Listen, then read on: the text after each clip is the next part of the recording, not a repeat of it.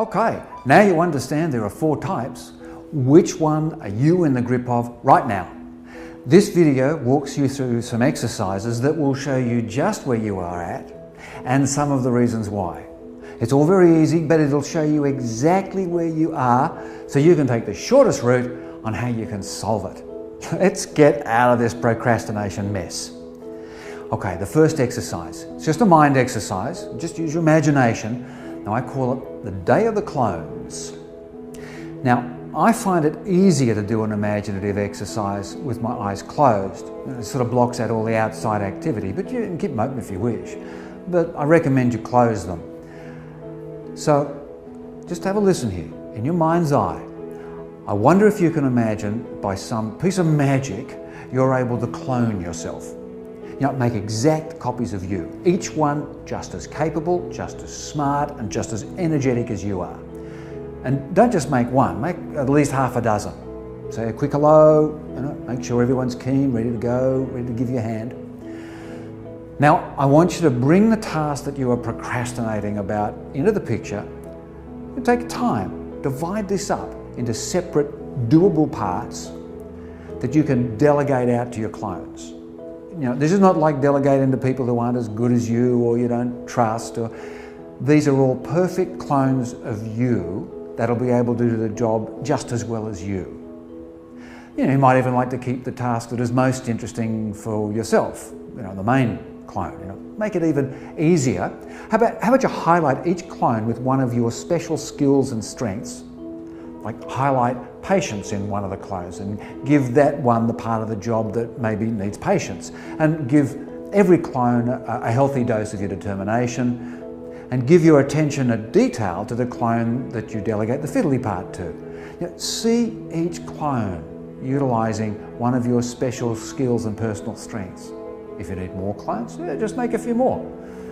Maybe you'll want 2 clones working on one part of the job because that part needs more than one skills. See if you can divide up the task, delegate it to your clones, and have everyone working away at the task. Now keep your eyes closed and work on that in your imagination for a little bit. Let's just take 5 or 10 seconds. Just allow the clones. What are they doing? Give him yours. Okay, I'm going to have to stop you now, but how'd you go? Just in that few 10 seconds. Now this exercise is designed to give you an indication of what type of procrastination you're in. So I better explain how you can figure that out. It's quite easy. Now, if you found that you can break up that task, you're able to delegate it out really easily, the whole bunch of things was quite quick and simple, well, sure, that's pretty much overwhelmed. By breaking down the task and seeing yourself do one piece at a time shows that the job isn't actually impossible, it's just a bit big, and maybe you're clumping it together and making it too difficult and overwhelming yourself. Now, when you're showing that you had some crisis there, maybe it was a crisis of confidence, it was a crisis of self-belief. By being able to highlight your skills in the different clones and give them the best task for that skills, you're showing yourself that you can do it. You're just overwhelming yourself by feeling you have to do it all at once. And you don't. Now, on the other hand, you might have found that you could divide up the task, but you really couldn't find any part that you really wanted to do. In fact, you didn't even want to be so cruel as to delegate things to your clones, and the best skill you could highlight was how to put up with being bored silly. Well, I think it's safe to say that the procrastination type you're in is the underwhelmed type. I mean, you may have found yourself saying things like, what's the point of all this? You know, this is painful. I mean, what the hell am I doing this for? Why does anyone think that I should be doing this job anyway? And the one that often comes out in underwhelm is, I'm better than this. I'm sick of this crap. Now, I don't think I need to tell you that there's a whole heap of dissatisfaction going on here. But instead of taking these questions as rhetoric or obvious or acceptable, look at them seriously. And we'll do something about that in the special underwhelm video coming up. But let's get on. What is the perfectionist going to do? well, he's going to have trouble breaking up the task. And even if you can, the perfectionist doesn't want to delegate, not even the clones. No one else is good enough for the task. The perfectionist will need to double check, or at least once, whether the division of the task was appropriate. And when I stop the exercise and you are still unable to decide how to divide it up and who should delegate it, then there's a good chance that you're showing perfectionist issues. Perfectionists also find that they keep most of the task for themselves. Even though the clones are exact copies, the perfectionists just find it hard to let things go. They find it hard to give it to somebody else to mess up, even an exact clone. The perfectionist can be an impossible taskmaster. Now the final group, creative block. How does that come out? Well, you might have found you could divide the task up, but somehow there were just blank bits or difficult bits or blurry bits. This is an indication that things aren't right, things aren't ready. Maybe you've been able to delegate to some of the clones, but you're probably left with a bit of a mess here and a mess there and when I finish the exercise. And you know, maybe some of you are imaginative and called over your clones to give you a hand to try and figure out how the hell this thing could be divided up. Now that's creative block. You're telling yourself you need something to get you over the sense of what you can create. Now, it can be a good idea to go back and do that exercise again if you didn't get it clear in the first time. We didn't spend a lot of time on it. Spend a few minutes and do it as often as you like. But you'll find that each time you'll get something new, something will become more clear in your mind about the type of procrastination you're stuck in.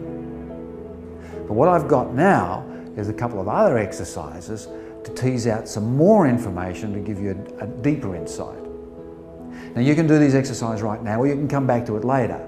These exercises fill in some of the detail about how special people, places or situation are involved in all this. Now, they're very short and sweet, but really effective. So you can continue on this video, or if you feel fired up from this exercise, then get on into your specific video on your particular type of procrastination. But for now, I'll describe the second exercise. Okay? This one I call the dartboard.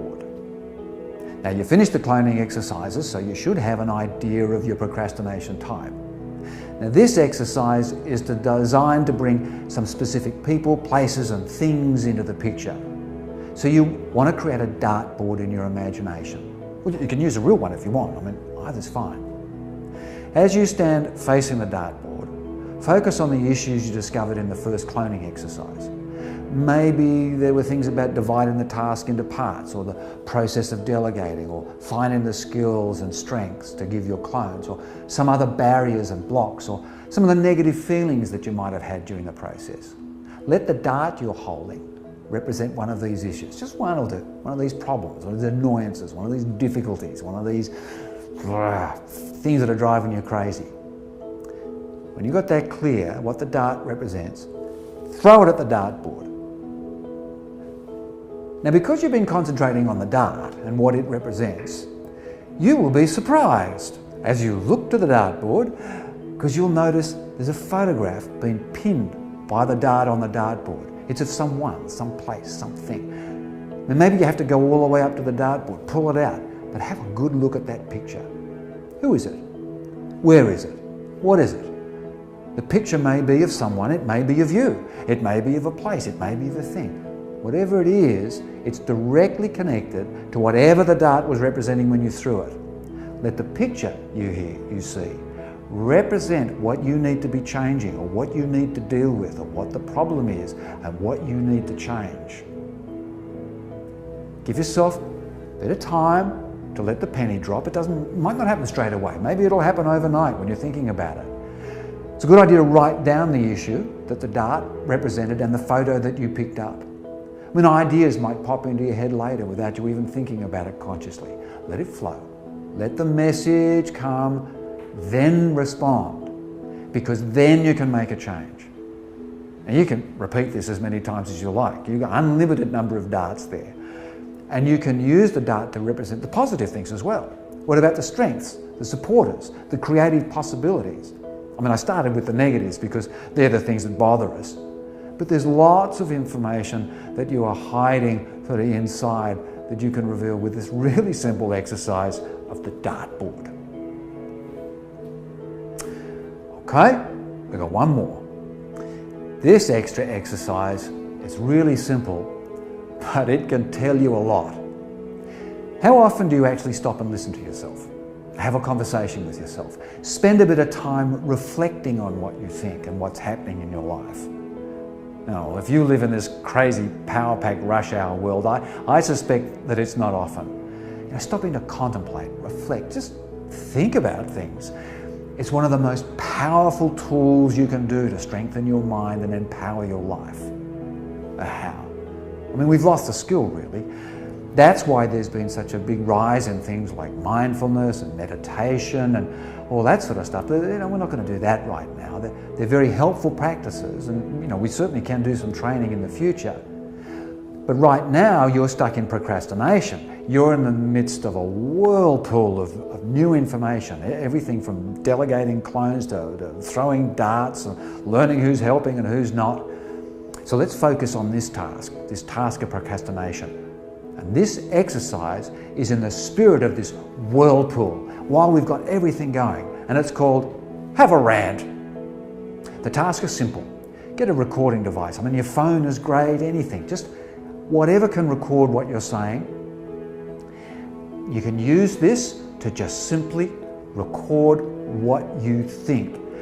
Now, if you're really stuck, grab a piece of pen and paper and scribble down your thoughts. But the idea is to just start ranting about what you were thinking, about what's been happening during these exercises, about what you never get the chance to say. Try not to pause, just let it out. Even if you're writing, just keep on going, try not to pause, just write whatever comes. Do this for a few minutes, just let it out. Good idea to do this in private in case you start getting a bit obscene. But this is not just about blowing off steam. That's just the first part. Once you've had your rant, you've recorded it or you've written it down, then you need to listen to it. You need to listen to what you're saying, how you're saying it, who you talk about. Listen for the surprising things that get mentioned. You need to listen to how much you go on about a particular problem or how much you go on about a solution.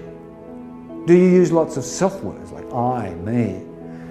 Or do you use lots of talk about others? They, them, she, he, him, her. What do you hear? And what do you like about what do you hear? What are you saying you don't like? What's really true? What are you saying you do like? And is that really true? Listen to your rant a few times. Learn something about the person making this rant that you didn't know before or you didn't know about before. This is about you. Get up close and personal. Because if you're going to change, you need to know about the person who is going to change and why they need to change and where they need to change. Procrastination can be telling you that we've lost touch with ourselves and maybe we're not living our own life. It can be so easy to get caught up in the life we're expected to live. After a while, it just looks normal. And eventually we take it for granted, we stop thinking about it, we stop noticing it. We just aren't the person we want to be. Procrastination is a behaviour that can be telling you an important message. You need to listen.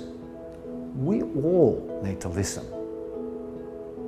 Okay, so there you have 3 really simple but effective exercises to get your mind into gear, figure out what you're actually on about. What's this procrastination saying? We've done the cloning, the dartboard, have a rant, lots of insights. Now we can take some action. Now you start the process of change. Now you're ready to shift into another space because now you have a clear picture of who you are and what you would like to change. Now we're ready. Let's do it. The next video will show you how to deal with your particular type of procrastination. Now we're gonna do it.